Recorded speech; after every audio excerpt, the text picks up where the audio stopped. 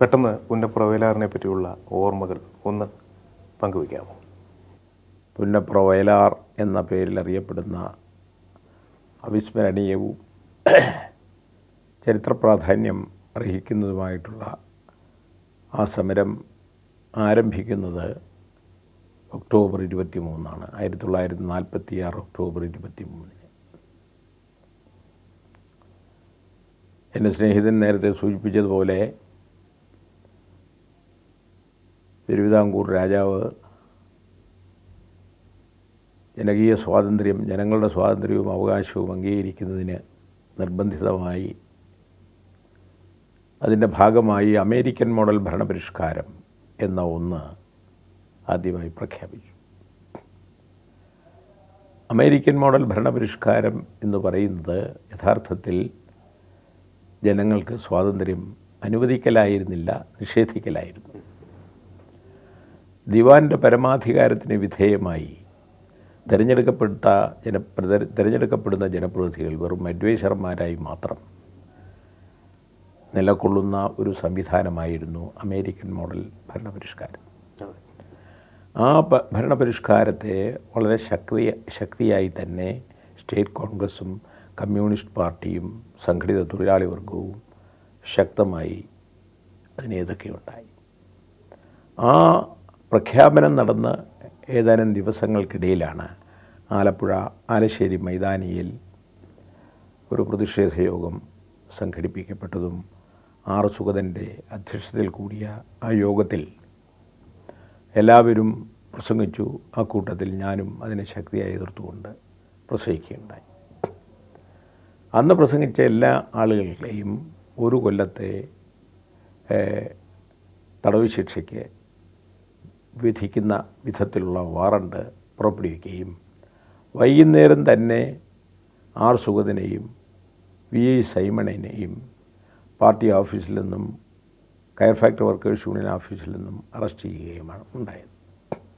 ബാക്കിയുള്ളവരെ അറസ്റ്റ് ചെയ്യുന്നതിന് വേണ്ടിയിട്ട് പോലീസ് പരതി നടക്കുന്നതിനിടയിൽ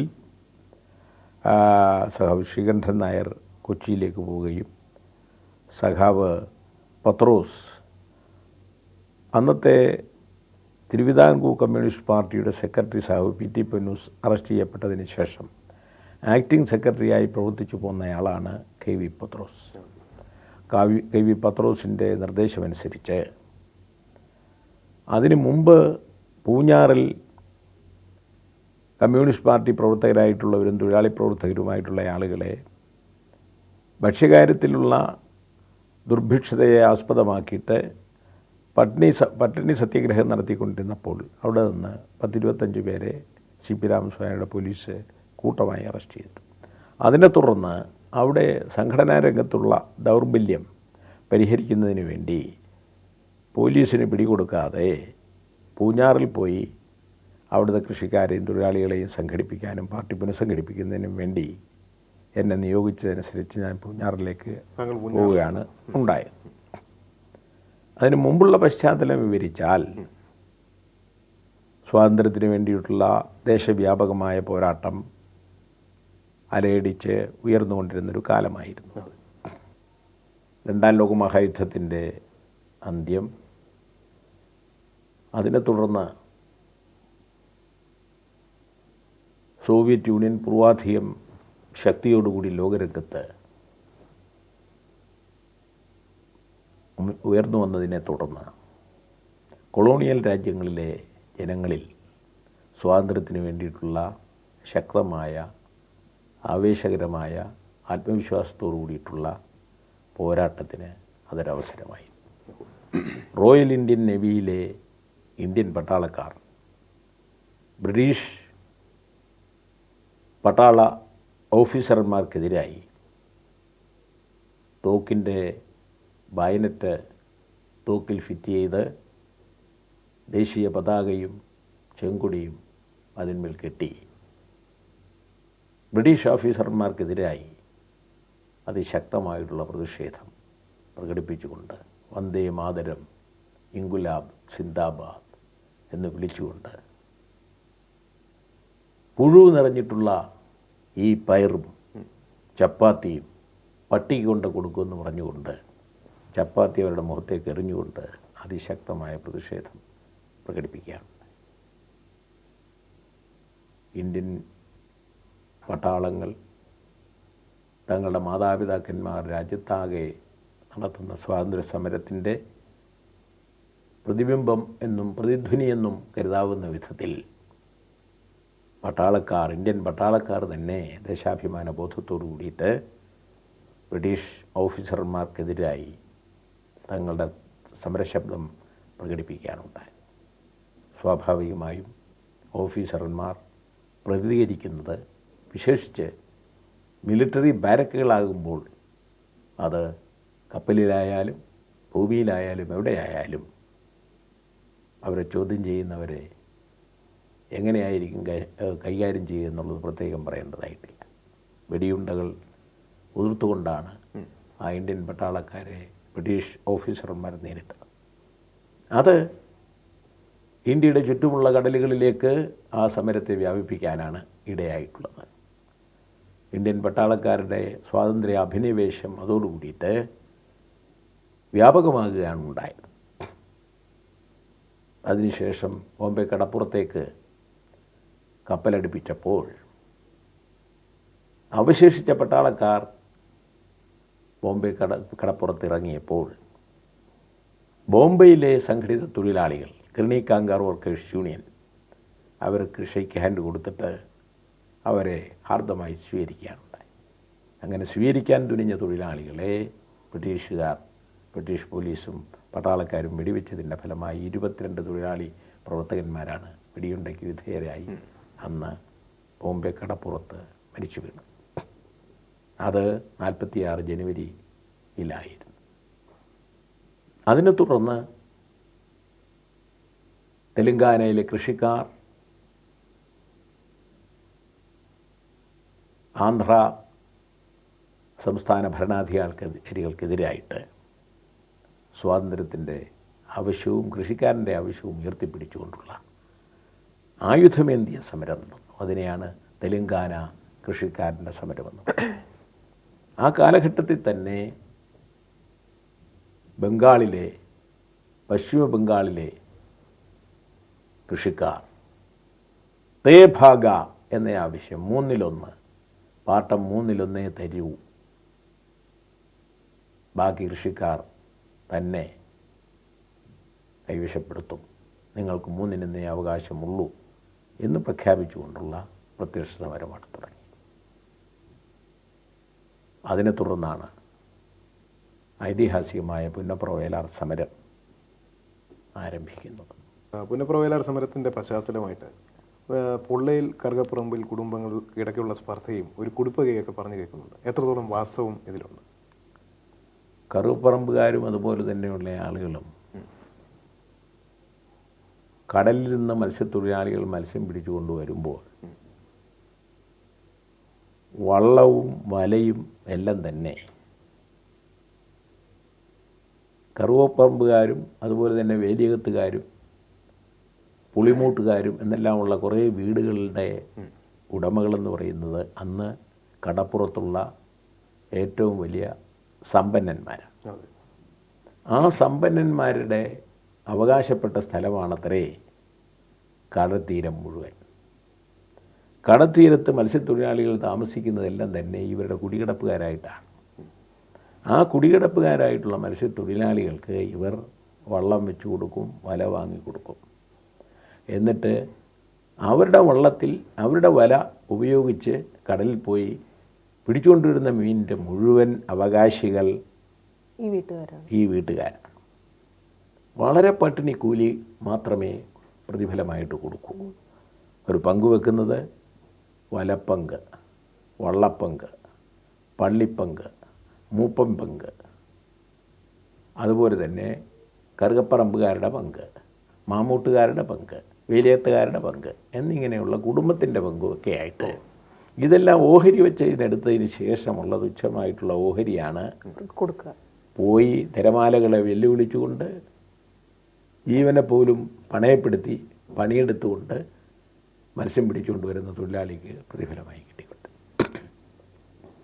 ആ തൊഴിലാളികളെ ഞങ്ങൾ കമ്മ്യൂണിസ്റ്റുകാർ അന്ന് സംഘടിപ്പിക്കുകയും ഈ മത്സ്യത്തിൻ്റെ മുഴുവൻ അവകാശികളായിട്ടുള്ള മത്സ്യത്തൊഴിലാളികളെ ഈ തരത്തിൽ കൊള്ളയടിക്കുകയാണ് ചെയ്യുന്നതെന്നും അതുകൊണ്ട് വള്ളപ്പങ്ക് കുറയ്ക്കണം, വലപ്പങ്ക് കുറയ്ക്കണം, മൂപ്പന്മാരുടെ പങ്ക് കുറയ്ക്കണം, ഉടമകളുടെ പങ്ക് കുറയ്ക്കണം, തൊഴിലാളികളുടെ പങ്ക് വർദ്ധിപ്പിക്കണം എന്ന ആവശ്യം ആദ്യമായി സംഘടിപ്പിച്ച മത്സ്യത്തൊഴിലാളികളുടെ പ്രസ്ഥാനം ആവശ്യപ്പെടാൻ തുടങ്ങി. ശ്രീ കെ എസ് ബെൻ ആയിരുന്നു അല്ലല്ല, സൈമൺ ആശാനായിരുന്നു. സൈമൺ ആശാൻ്റെ കൂടെ ഞങ്ങളും എല്ലാം തന്നെ പോവുകയും അവരെ സംഘടിപ്പിക്കുകയും എല്ലാം തന്നെ ചെന്നു. കെ എസ് ബെൻ അന്ന് അവിടെ ഒരു കയർ ഫാക്ടറി നടത്തി കൊണ്ടുവന്നിരുന്ന ഒരു ചെറുകിട മുതലാളിയായിരുന്നു. ഈ സമരവുമായിട്ടൊന്നും അയാൾക്ക് യാതൊരു പങ്കുമില്ല. പുന്നപ്ര സമരത്തിന് ശേഷം ഇതിൽ നേതൃത്വം കൊടുത്തവരും ഈ സമരത്തിൽ നേരിട്ട് ഏറ്റുമുട്ടവരുമായിട്ടുള്ള ആളുകളെ എല്ലാം തന്നെ പിടുത്തം തുടങ്ങി കഴിഞ്ഞപ്പോഴേക്ക് ചിലപ്പോൾ സൈമണാശാൻ മത്സ്യത്തൊഴിലാളികളെ കാണാൻ വേണ്ടി പോകുന്ന അവസരത്തിൽ സ്നേഹിതനെന്നുള്ള നിലയിൽ ഈ കെ എസ് ബെന്നിൻ്റെ വീട്ടിലും പോകും എന്നുള്ളത് മനസ്സിലാക്കിക്കൊണ്ട് സൈമണാശാൻ വരുന്ന വീടാണല്ലോ എൻ്റെ വീട് എന്ന് വിചാരിച്ചിട്ട് അയാൾ ഇതിനെ തുറന്ന് ഒളിവിൽ പോയതാണ്. അയാൾക്ക് അതേ ഉള്ളൂ അതിനകത്തുള്ള പങ്ക്.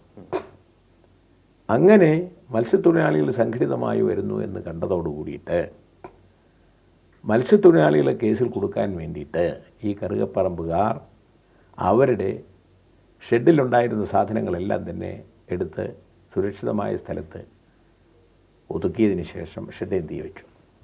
എന്നിട്ട് മത്സ്യത്തൊഴിലാളികൾ എൻ്റെ കുടുംബ ഷെഡിന് തീ വെച്ചു എന്ന് പറഞ്ഞുകൊണ്ട് കള്ളക്കേസുണ്ടാക്കി പോലീസുമായിട്ട് ബന്ധം സ്ഥാപിച്ചുകൊണ്ട് തൊഴിലാളികളെ ആക്രമിക്കുന്നതിന് വേണ്ടിയിട്ടുള്ള ശ്രമമാണ് അന്ന് ഈ കറുകപ്പറമ്പുകാരായിട്ടുള്ള ആളുകൾ നടത്തിയത്. അതിനകം തന്നെ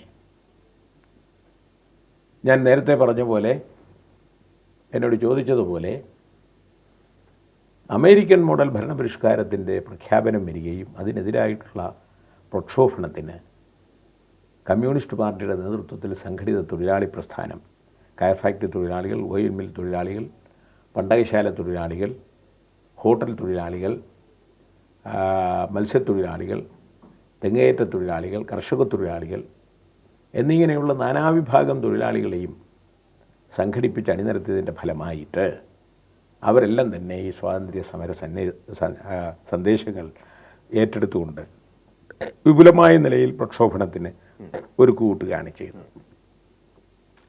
അങ്ങനെ തിരുവിതാംകൂറിൽ വ്യാവസായിക കേന്ദ്രമായ ആലപ്പുഴയിൽ തൻ്റെ നേതൃത്വത്തിൽ പ്രഖ്യാപിച്ചിട്ടുള്ള അമേരിക്കൻ മോഡൽ ഭരണപരിഷ്കാരത്തെ കോൺഗ്രസിനെ പോലെ തന്നെ കമ്മ്യൂണിസ്റ്റുകാരും തൊഴിലാളികളും എതിർക്കുകയാണ് എന്ന് വന്നതോടുകൂടി അമ്പലപ്പുഴ ചേർത്തല താലൂക്കുകൾ വിശേഷിച്ച് വ്യവസായ കേന്ദ്രമെന്നുള്ള അടിസ്ഥാനത്തിൽ ആ മേഖലയെ തച്ചൊതുക്കുന്നതിന് വേണ്ടിയിട്ട് അന്ന് കൊല്ലത്തിൻ്റെ ഭാഗമായിരുന്നു ആലപ്പുഴയും ചേർത്തലയും എല്ലാം തന്നെ. കൊല്ലം ജില്ലയായിരുന്നു. ജില്ലാ സൂപ്രണ്ടായിട്ടുള്ള വൈദ്യനാഥ് അയ്യരെ ആലപ്പുഴയിലേക്ക് നിയോഗിക്കുകയും അമ്പലപ്പുഴ ചേർത്തല താലൂക്കുകളിൽ പോലീസിൻ്റെ നിരവധി ക്യാമ്പുകൾ സ്ഥാപിക്കുകയും ചെയ്തു. ആ പോലീസിൻ്റെ ക്യാമ്പുകളിൽ നിന്ന് ഒരു സെറ്റ് പോലീസുകാർ തൊഴിലാളി പ്രവർത്തകരുടെ വീടുകളിലെല്ലാം തന്നെ ചെല്ലും. തൊഴിലാളി പ്രവർത്തകരുടെ വീടുകളിൽ ചെന്നിട്ട് ദിവാൻ ഭരണം സിന്ദാബാദ്, അമേരിക്കൻ മോഡൽ ഭരണപരിഷ്കാരം സിന്ദാബാദ് എന്ന് വിളിക്കടാന്ന് ആവശ്യപ്പെടും. നിർബന്ധപൂർവ്വം ആവശ്യപ്പെടും. പോലീസുകാരുടെ കൂടെ പിന്നീട് പോലീസ് ചേർക്കാമെന്ന് പറഞ്ഞിട്ട് ഒരു സെറ്റ് ചെറുപ്പക്കാരായിട്ടുള്ള ആളുകളെ 5 രൂപ പോലീസുകാരായിട്ട്, അവർക്ക് കാക്കി ഉടുപ്പില്ല, സിവിൽ ഡ്രസ്സാണ്, അങ്ങനെയും കൂടെയുള്ള ആളുകളെ ഏതാണ്ട് ഗുണ്ടാപ്പണിക്ക് വേണ്ടിയിട്ട് അവരെയും കൂടെ സംഘടിപ്പിച്ചിട്ടാണ് വീടുകളിൽ കയറുക. ജോലി കിട്ടുന്നത് എന്ന് വിചാരിച്ചിട്ട് ഇവർ പറയുന്നതെല്ലാം തന്നെ ചെയ്യുകയാണ്. അങ്ങനെ എന്നിട്ട് ഇതിങ്ങനെ വിളിക്കാൻ തയ്യാറാകാത്ത തൊഴിലാളികളുടെയോ തൊഴിലാളി പ്രവർത്തകരുടെയോ വീടുകളാണെങ്കിൽ അങ്ങനെയുള്ള ആളുകളെ ഉടനെ തന്നെ വീട്ടിൽ നിന്ന് കയറി പിടിച്ച് കൈ കെട്ടി നിർത്തിയിട്ട് വിളിക്കാൻ ആവശ്യപ്പെടും. അങ്ങനെ ആവശ്യപ്പെടുമ്പോഴും വിളിക്കാതിരിക്കുകയാണെങ്കിൽ പെൺമക്കളുണ്ടെങ്കിൽ, പ്രായമായി വരുന്ന പെൺമക്കളുണ്ടെങ്കിൽ അവരെ മാതാപിതാക്കന്മാരുടെ മുമ്പിൽ നിർത്തി തുണി അഴിച്ചിട്ട് അവരെ മാനഭംഗം ചെയ്യുന്നതിന് വേണ്ടിയിട്ടുള്ള ശ്രമം നടത്തും. അപ്പോൾ ഈ തരത്തിലുള്ള ഹീനവും ഭീകരവുമായിട്ടുള്ള നടപടികൾ വരുന്ന അവസരത്തിൽ ഭീതിപ്പെട്ട് ഇവർ പറയുന്നതനുസരിച്ച് ചെയ്യുമെന്നുള്ള സ്ഥിതിയിൽ ഉണ്ടാക്കുന്നതിന് വേണ്ടിയിട്ടാണ് വീടുകൾ തോറും ഇങ്ങനെയുള്ള ശ്രമത്തിൽ അവരെ സൃഷ്ടിക്കാനുള്ള ശ്രമം നടത്തി. അങ്ങനെ വന്നു കഴിഞ്ഞപ്പോൾ കമ്മ്യൂണിസ്റ്റ് പാർട്ടിയും തൊഴിലാളി പ്രസ്ഥാനത്തിൻ്റെ പ്രവർത്തകന്മാരും ആലോചിച്ചു, ഇതിനെ റെസിസ്റ്റ് ചെയ്യാല്ലാതെ വഴിയില്ല. അങ്ങനെ റെസിസ്റ്റ് ചെയ്യുന്നതിന് വേണ്ടിയിട്ടുള്ള പരിപാടികൾ ആവിഷ്കരിച്ചുകൊണ്ടുള്ള പ്രവർത്തനങ്ങൾ ആരംഭിച്ചപ്പോൾ പൂഞ്ഞാറിലായിരുന്ന എന്നെ പുന്നപ്പറയിലുള്ള പാർട്ടി പ്രവർത്തകന്മാരായിട്ടുള്ള ആളുകൾ വിവരം നൽകിയതനുസരിച്ച് ഞാനിവിടെ ഒളിവിൽ തന്നെ ഇരുന്നുകൊണ്ട് ഇവിടെ വരികയും ഒരു വീട്ടിൽ നിന്ന് കുറഞ്ഞത് ഒരു ചെറുപ്പക്കാരൻ എന്നുള്ള അടിസ്ഥാനത്തിൽ തൊഴിലാളികൾ സംഘടിപ്പിച്ചു. കർഷക തൊഴിലാളികൾ എന്നിങ്ങനെയുള്ള ആളുകൾ വോളണ്ടിയർ സേനയിൽ ചേരണമെന്ന് ആവശ്യപ്പെട്ടുകൊണ്ടും ഓരോ വീട്ടിൽ നിന്നും കഴിവുള്ള ആഹാര സാധനങ്ങൾ ഈ ക്യാമ്പിലേക്ക് തരണമെന്ന് ആവശ്യപ്പെടുകയും ചെയ്തുകൊണ്ടുള്ള പ്രസ്താവനകളും അഭ്യർത്ഥനകളും പുറപ്പെടുവിക്കുകയും ചെയ്തതിനെ തുടർന്ന് നൂറുകണക്കിന് ആളുകൾ വോളണ്ടിയർമാരായിട്ട് വിവിധ കേന്ദ്ര ക്യാമ്പുകളിലേക്ക് വരികയും ആളുകളുടെ പ്രതികരണം നല്ല പ്രതികരണമായിരുന്നു. ഇതിനെ ഈ അപമാനിക്കലിനെയും ആക്രമണത്തെയും കീഴടങ്ങാതെ വെല്ലുവിളിക്കണമെന്നുള്ള അടിസ്ഥാനത്തിൽ തന്നെയുള്ള ഇത്രയും ഒരു ഭീകരാന്തരീക്ഷം നിലനിൽക്കെ തന്നെ മാർക്സിസ്റ്റ് പാർട്ടിയുടെ കമ്മ്യൂണിസ്റ്റ് പാർട്ടിയുടെ അഭ്യർത്ഥന പ്രമാണിച്ച് എല്ലാവരും വന്നു എന്ന് പറയുന്നത് അതിശയമായിട്ട് തോന്നുന്നു. അങ്ങനെയുള്ള വിശേഷിച്ച് ആദ്യം മുന്നോട്ട് വന്നത് തൊഴിലാളികളും തൊഴിലാളി പ്രവർത്തകരുമായിട്ടുള്ള ആളുകളാണ് മുന്നോട്ട് വന്നിട്ടുള്ളത്. അതിനെ തുറന്ന് മറ്റ് സാധാരണക്കാരായിട്ടുള്ള ആളുകളും ക്രമേണ വരാൻ തുടങ്ങി. അങ്ങനെ ആയിരക്കണക്കിന് ആളുകൾക്ക് പരിശീലനം കൊടുത്തു. രണ്ട് തരത്തിലുള്ള പരിശീലനം. ഒന്ന്, പോലീസിനെ അഭിമുഖീകരിക്കുന്ന അവസരത്തിൽ പോലീസ് ലാത്തി മാത്രമല്ല വെടിയുണ്ടയും ഉപയോഗിക്കാനിടയുണ്ട് എന്ന് മനസ്സിലാക്കിയപ്പോൾ എങ്ങനെയാണ് വെടിയുണ്ട ഉപയോഗിക്കുമ്പോൾ അതിനെ നേരിടേണ്ടത് എന്നുള്ളത് പിരിഞ്ഞു വന്ന പട്ടാളക്കാരെ കമാൻഡർമാരായിട്ട് എടുത്തിട്ട് അവരാണ് അതിന് പരിശീലനം കൊടുത്തത്. തിരുവിതാംകൂർ രാജാവിൻ്റെ പുറന്നാളായ തുലാം 7 അത് ഒക്ടോബർ 23-നാണ്. ഒക്ടോബർ 23-ന് പുന്നപ്പറ ക്യാമ്പിൻ്റെ നേരെ ആക്രമണം സംഘടിപ്പിക്കണമെന്ന് തീരുമാനിച്ചിട്ട് അങ്ങോട്ട് എൻ്റെ വീടുൾപ്പെടെയുള്ള ക്യാമ്പുകളിൽ നിന്ന് വോളണ്ടിയർമാർ അങ്ങോട്ട് മാർച്ച് ചെയ്യുകയാണ് ചെയ്തത്.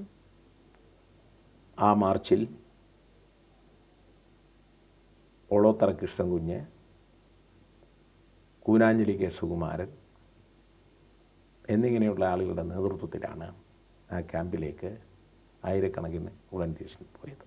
ഒരു സംശയം ചോദിച്ചോട്ടെ, ഈ ക്യാമ്പിലേക്ക് പോകുമ്പോൾ അവിടെ വെടിവെപ്പ് ഉണ്ടാകും എന്നൊരു ഇൻഫർമേഷൻ നേരത്തെ ഉണ്ടായിരുന്നു അല്ലേ? ഉണ്ടായേക്കാം എന്ന് പറഞ്ഞിട്ടാണല്ലോ. ഉപ്പും മുതിരയും മാത്രമേ ഉപയോഗിക്കുകയുള്ളൂ എന്നൊരു ഇൻഫർമേഷൻ. അതെല്ലാം തന്നെ ഈ സമരത്തിന് ശേഷം തോക്കിനകത്ത് മുതിരയാണ്, വെടിവെച്ചാൽ ആള് മരിക്കില്ല എന്നെല്ലാമുള്ള നിലയിൽ തൊഴിലാളികളെ കമ്മ്യൂണിസ്റ്റുകാർ പറഞ്ഞ് തെറ്റിദ്ധരിപ്പിച്ച് നിഷ്കളങ്കരായ തൊഴിലാളികളെ, തിരിച്ചറിവില്ലാത്ത തൊഴിലാളികളെ പോലീസിൻ്റെ രംഗത്തേക്ക് ഇത് പറഞ്ഞേക്കുകയായിരുന്നു എന്ന് പറഞ്ഞുകൊണ്ട് ഈ സമരത്തിന് ശേഷം കമ്മ്യൂണിസ്റ്റ് പാർട്ടിയെ എതിർക്കാൻ വേണ്ടിയിട്ട് ചില ആൾക്കാരുണ്ടാക്കിയ അവർ, വിശേഷിച്ച് കോൺഗ്രസ്സുകാരും CP അനുകൂലികളായിട്ടുള്ള ആളുകളും കെട്ടിപ്പടച്ചിട്ടുള്ള കള്ളക്കഥകളിലൊന്നാണ് അത്. ഞങ്ങൾ ഈ വോളണ്ടിയർമാരെ പറഞ്ഞു മനസ്സിലാക്കിയത് വെടിയുണ്ടയേക്കേണ്ടി വരും. സ്വന്തം വീട്ടിൽ വെച്ച്, മാതാപിതാക്കന്മാരുടെ കൺമുൻപിൽ വെച്ച് സ്വന്തം സഹോദരിമാരെയും സ്വന്തം മക്കളെയും അപമാനിക്കുന്ന ഈ സമ്പ്രദായം കണ്ടുകൊണ്ട് നാണം കെട്ട് കീഴടങ്ങി മരിക്കണമോ, അതോ തൊഴിലാളി വർഗത്തിൻ്റെ അന്തസ്സ്, കമ്മ്യൂണിസ്റ്റുകാരൻ്റെ അന്തസ്സ്, നാടിൻ്റെ അന്തസ്സ് പരിപാലിക്കുന്നതിന് വേണ്ടിയിട്ട് പോരാടി മരണമെങ്കിൽ മരണത്തെ തന്നെ സഹിക്കാൻ തയ്യാറാകുകയാണോ വേണ്ടത്? നിങ്ങൾ ചിന്തിക്കുക എന്ന് ചിന്തിക്കാനും തീരുമാനമെടുക്കാനുള്ള അവകാശം അവർക്ക് കൊടുത്തുകൊണ്ടുള്ള രാഷ്ട്രീയമായിട്ടുള്ള വിശദീകരണമാണ് കൊടുക്കുക. അതോടുകൂടി തന്നെ CP രാമസ്വാമിയെ ഈ സ്വാതന്ത്ര്യ അവകാശത്തെ മർദ്ദനം കൊണ്ട് തന്നെ തകർക്കാമെന്ന് കരുതുന്നത് തന്നെ അവരുടെ പരാജയമാണ് കാണിക്കുന്നത്. അതേപോലെ തന്നെ ഈ 2ാം ലോകമഹായുദ്ധത്തിൽ പങ്കാളിയായിരുന്നെങ്കിലും 2ാം ലോകമഹായുദ്ധത്തിൻ്റെ അവസാനത്തോടു കൂടിയിട്ട് ഈ കൊളോണിയൽ രാജ്യങ്ങളിലെ ജനങ്ങളെ കോളനികളായി വെച്ചുകൊണ്ട് വീണ്ടും കൊള്ളയടിക്കുന്നത് ശരിയല്ല, ബ്രിട്ടീഷ് സാമ്രാജ്യത്വം. അതിനെതിരായിട്ട് സ്വാതന്ത്ര്യത്തിന് വേണ്ടിയുള്ള ജനങ്ങൾ അവകാശം ഉന്നയിക്കുന്ന അവസരത്തിൽ അത് അംഗീകരിക്കുകയാണ് അവർ വേണ്ടത്. അവരംഗീകരിച്ചില്ലെങ്കിൽ സമരം വഴി അത് നേടിയെടുക്കുകയാണ് വേണ്ടത്. അതിന് ഇന്ത്യയിലാകെയുള്ള ജനങ്ങൾ സ്വാതന്ത്ര്യത്തിന് വേണ്ടി പോരാടുമ്പോൾ കേരളത്തിലെയും തിരുവിതാംകൂറിലെയും ജനങ്ങൾ മാറി നിൽക്കുകയാണോ വേണ്ടത്, അതോ ആ സമരത്തെ ശക്തിപ്പെടുത്തുകയാണോ വേണ്ടത് എന്ന് അന്തർദേശീയമായും ദേശീയമായും കേരളത്തിലും നടക്കുന്ന പ്രക്ഷോഭങ്ങളുടെ അനുഭവങ്ങളും കാര്യങ്ങളും അവർക്ക് പറഞ്ഞ് മനസ്സിലാക്കി കൊടുക്കുകയും ചെയ്യാം. അങ്ങനെ തികഞ്ഞ ആത്മവിശ്വാസത്തോടുകൂടി സ്വാതന്ത്ര്യത്തിന് വേണ്ടി പോരാടേണ്ടത് തങ്ങളുടെ കടമയാണ് എന്നുള്ള വിശ്വാസത്തോടു കൂടിയിട്ടാണ് സമരക്കളത്തിലേക്ക് വളണ്ടിയർമാർ പോയിട്ടുള്ളതും. പോലീസിനോട് അടുക്കുന്നു എന്ന് വന്നു കഴിഞ്ഞപ്പോൾ ഫയർ എന്ന് അവിടുന്ന് സബ് ഇൻസ്പെക്ടർ വേലായുധൻ നാടാരുടെ കൂടെയുള്ള പോലീസുകാരെ വിളിച്ചു പറഞ്ഞപ്പോൾ ഉടനെ എല്ലാവരും ഒറ്റയാളിനെ പോലെ അവിടെ കിടന്നു. ഒരു കമാൻഡറുടെ ആജ്ഞ പോലെ തന്നെ എല്ലാവരും നൊടിയിടയിൽ അലകുവാരിയും ഇവിടെ സമീപം ഇങ്ങനെ സൈഡിൽ ഇട്ടുകൊണ്ട് എല്ലാവരും കിടന്നു. എന്നിട്ട് ഇഴഞ്ഞു നീങ്ങുകയാണത്. ആദ്യം മുന്നോട്ട് വന്ന വേലായുധൻ നായരുടെ അടുത്തേക്കെത്തിയ ശങ്കരൻ എന്ന തെങ്ങുകയറ്റ തൊഴിലാളി അയാളുടെ കയ്യിലുണ്ടായിരുന്ന വാക്കത്തി ഉപയോഗിച്ചിട്ട് വേലായുധൻ നായരുടെ തല വെട്ടിയെറിയുകയാണ് ചെയ്തത്. അതിനെ തുടർന്ന് കൂടെ ഉണ്ടായിരുന്ന മറ്റ് വളണ്ടിയർമാർ ഒരു 10-12ഓളം പോലീസുകാരെ ആക്രമിച്ച് വകവരുത്തി. അതിനിടയിൽ ഓടി അപ്ലോൻ അറോജിൻ്റെ വീട്ടിൽ കയറിയിട്ട് ജനലിൻ്റെ ഇടയിൽ കൂടെ തോക്ക് വെച്ചുകൊണ്ട് പോലീസുകാർ നിരവധി വെടിയുണ്ട ഈ വളണ്ടിയർമാർക്ക് നേരെ വെച്ചതിനെ തുടർന്ന് ജനക്കൂട്ടം പലതരത്തിലേക്ക് പിന്മാറുകയാണ്. പോലീസുകാരുടെ കയ്യിൽ ആമിനേഷൻ തീർന്നതിന് ശേഷം അവർ ഫോൺ ചെയ്തിട്ട് ആലപ്പുഴയിൽ നിന്ന് പോലീസ് വണ്ടി വരികയും പിന്നീട് അവശേഷിക്കുന്നയാളിലും വെടികൊണ്ടിട്ട് മരിക്കാൻ ആയിട്ടില്ല എങ്കിലും അവരെല്ലാം തന്നെ പിന്നീട് അവർ ചതച്ച് കൊന്നതിന് ശേഷം ശവം കൊണ്ടുപോയി ആലപ്പുഴ ചുടുകാട്ടിൽ അവർ സംസ്കരിക്കുകയാണ് ചെയ്തത്. അങ്ങനെ കത്തിക്കുന്നതിൻ്റെ പേരാണല്ലോ സംസ്കരണം. ഞാൻ പറഞ്ഞതേ ഉള്ളൂ. സാറിൻ്റെ കുടുംബത്തെ പറ്റിയൊന്നും അധികം അങ്ങനെ പറഞ്ഞു കേൾക്കാറില്ല. ഇത്രയും തിരക്കുള്ളൊരു രാഷ്ട്രീയ നേതാവാകുമ്പോൾ കുടുംബത്തെ എങ്ങനെയാണ് കുടുംബത്തിനോടൊപ്പം സമയം ചിലവഴിക്കാൻ കഴിയുന്നത്? കുടുംബത്തോടൊപ്പം കൂടുതൽ സമയമൊന്നും തന്നെ ചിലവഴിക്കാൻ കഴിയാറില്ല. ഞാൻ വളരെ ലേറ്റായിട്ടാണ് മാരേജ് ചെയ്തത്. 43 ഇയേഴ്സ് ഓൾഡ്. 43ാമത്തെ വയസ്സിലാണ് വിവാഹം കഴിക്കുന്നത്. ആദ്യമെല്ലാം ഞങ്ങളെല്ലാം തന്നെ ഈ സുഗത സാറിനെ പോലെ സി കണ്ണനെ പോലെ വിവാഹം കഴിക്കാതെ തന്നെ ഇതുപോലുള്ള പ്രവർത്തനങ്ങളിൽ ഏർപ്പെടണം എന്നുള്ള അടിസ്ഥാനത്തിൽ തന്നെയാണ് കഴിഞ്ഞു പോകുന്നത്. എന്നാൽ രോഗബാധിതനായി കിടപ്പിലായ ആർ സുഗതൻ, ഞങ്ങളുടെ എല്ലാം തന്നെ സുഗതൻ സാർ പാർട്ടി ഓഫീസിൽ സുഖമില്ലാതെ കിടക്കുന്ന അവസരത്തിൽ അദ്ദേഹത്തെ ശുശ്രൂഷിക്കാൻ 1-2 സഹാക്കളെയാണ് ഏർപ്പാട് ചെയ്തിരുന്നത്. അവശനായി എഴുന്നേറ്റ് പോയി മൂത്രമൊഴിക്കാൻ പോലും കഴിയാതെ വരുന്ന അവസരത്തിൽ കിടക്ക ബെഡിൽ തന്നെ മൂത്രമൊഴിക്കേണ്ടി വരികയാതെ സഹാക്കളായിട്ടുള്ള സഹപ്രവർത്തകരായിട്ടുള്ള ആളുകൾ എടുത്തുകൊണ്ട് പോവുക തുടങ്ങിയിട്ടുള്ള കാര്യങ്ങളെല്ലാം തന്നെ അവസാന കാലങ്ങളിൽ കാണേണ്ടി വന്നപ്പോൾ പിന്നീട് ഞാൻ വിചാരിച്ചു ഏതായാലും കല്യാണം കഴിക്കുന്നില്ല. അങ്ങനെയാണ് ഞാൻ വിവാഹിതനാകുന്നത്. വിവാഹിതനാകുന്നത് പിന്നെ ഒരു നേരത്തെ തന്നെ പ്രസ്ഥാനവുമായിട്ട് ബന്ധമുണ്ടായിരുന്ന ഒരു പെൺകുട്ടിയാണ്. അവർ ഈ ഹൈദരാബാദിൽ നിന്ന് നഴ്സിംഗ് ക്വാളിഫിക്കേഷൻ നേടി അങ്ങനെ ഒരു ജോലിക്ക് വേണ്ടിയിട്ടുള്ള ശ്രമം നടത്തുന്നതിനിടയിൽ ആലപ്പുഴയിലെ ഡിസ്ട്രിക്റ്റ് ആശുപത്രിയിലേക്ക് ഉള്ളൊരു ജോലി ആകുകയും അതിനെ തുടർന്ന് ഞങ്ങൾ ആലോചിച്ചിട്ട് വിവാഹിതയാകുകയാണ് ചെയ്തത്. അപ്പോൾ ഒരു ചെറിയ വരുമാനം നേഴ്സിന് എന്നുള്ള നിലയിലുള്ളത് കൊണ്ട് എനിക്ക് ഈ പാർട്ടിയുടെ പ്രവർത്തനത്തിൻ്റെ ഫലമായി കാര്യമായിട്ടുള്ള നിലയിലുള്ള വരുമാനം വല്ലപ്പോഴും 2-4 മാസത്തിനിടയിൽ ചെറിയ തുകകൾ അങ്ങനെ കിട്ടുക എന്നുള്ള നിലയിലുള്ളത് മാത്രമായിട്ട് മിക്കവാറും ഞാൻ കല്യാണം കഴിക്കുന്നതിന് മുമ്പ് അങ്ങനെയൊന്നും പ്രത്യേകമായിട്ട് അലവൻസ് ആയിട്ടൊന്നും എടുത്തിരുന്നില്ല. ഭക്ഷണം കഴിക്കുക തുടങ്ങിയിട്ടുള്ളത് മാത്രമേ ചെയ്യുന്നുണ്ടായിരുന്നു. അത് കഴിഞ്ഞേക്ക് ഒരു അലവൻസൊക്കെ വെച്ചു.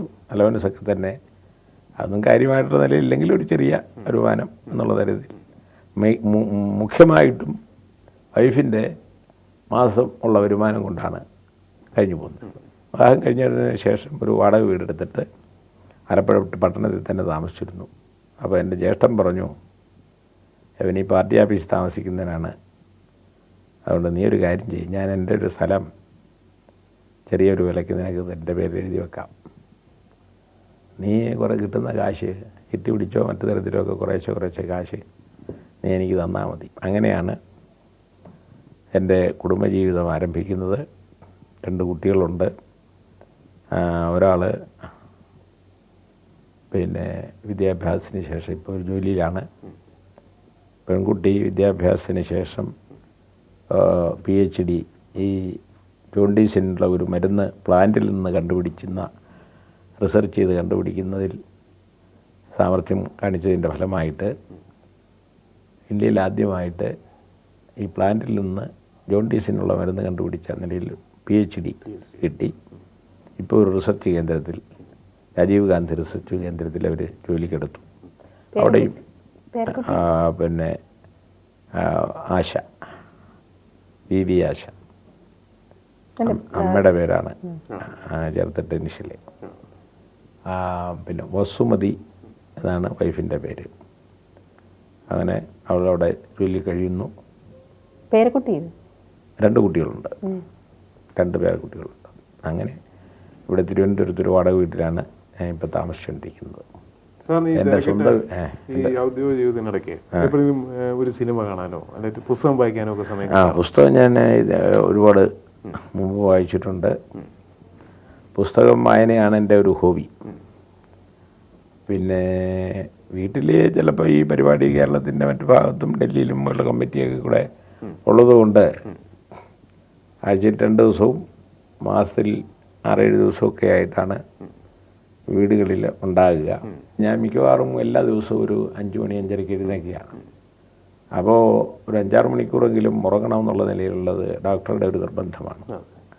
അപ്പോൾ ഡോക്ടറുടെ നിർബന്ധം എന്ന് പറയുന്നത് ഞാൻ മിക്കവാറും അതിന് കീഴടങ്ങാറാണ് പതിവ്. കാരണം എന്താണെന്ന് വെച്ചാൽ ഈ അസുഖം കൂടുതൽ വർദ്ധിക്കാതിരിക്കാൻ ഞാനിങ്ങനെ കർഷക തൊഴിലാളികളെ സംഘടിപ്പിക്കാൻ വേണ്ടിയിട്ട് 1943 കുട്ടനാട്ടിലേക്ക് പോകുമ്പോഴാണ് സ്മോക്കിംഗ് ആദ്യം തുടങ്ങുന്നത്.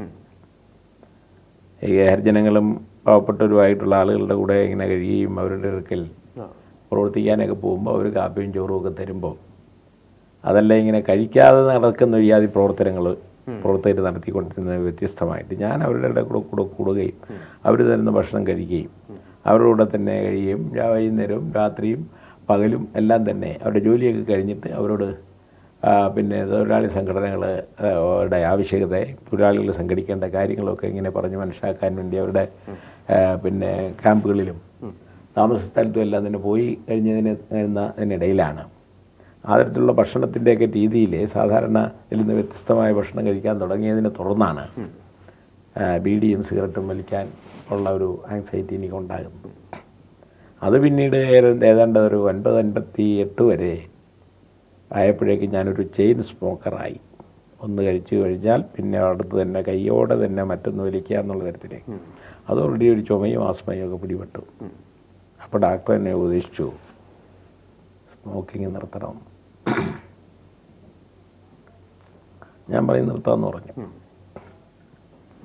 അങ്ങനെ സ്മോക്കിങ് നിർത്തി.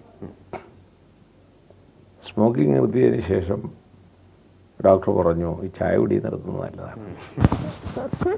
ചായയും കാപ്പിയും കുടിക്കുന്നത് നിങ്ങൾ രാഷ്ട്രീയക്കാർ വീട്ടിൽ നിന്ന് കാലത്തെ ചായ കുടിച്ചതിന് ശേഷം ഓഫീസ് ചെല്ലുമ്പോൾ സ്നേഹിതന്മാർ വരുമ്പോൾ ഓരോരുത്തർക്കും അവർക്ക് വേണ്ടി ചായ കൊണ്ടുവരും. അപ്പോൾ നേതാവിന് ഒരു ചായ കൊണ്ടുവരും. അങ്ങനെ വൈകുന്നേരം ആകുമ്പോഴേക്ക് ഒരു 10-30 ചായ നിങ്ങളുടെ അകത്താക്കും. 30 ചായയുടെ പഞ്ചസാര, കുറഞ്ഞത് 30 സ്പൂൺ പഞ്ചസാര നിങ്ങളുടെ ശരീരത്തിലേക്ക് കയറുകയാണ്. അത് ഒരാഴ്ച, മാസം, കൊല്ലം, 12 കൊല്ലമാകുമ്പോഴേക്ക് നിങ്ങൾ ഡയബറ്റിക് രോഗിയാകും.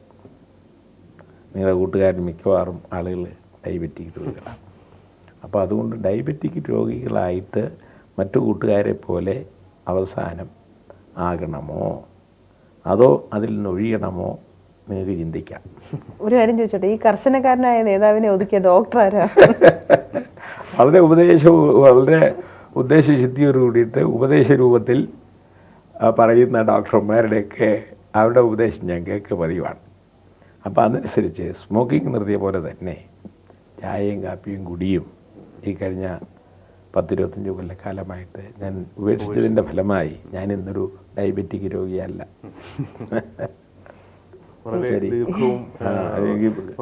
കമ്മിറ്റിയുടെ സമയമായി. ഞാൻ 1 മണിക്കൂർ എന്നാണ് എന്നെ ക്ഷണിക്കാമെന്നാണ് പറഞ്ഞത്. ഇപ്പോൾ ഒരു അരമണിക്കൂർ. ശരി, അപ്പം നമുക്ക് ഇതൊക്കെ അനുസരികളൊക്കെ എടുക്കും.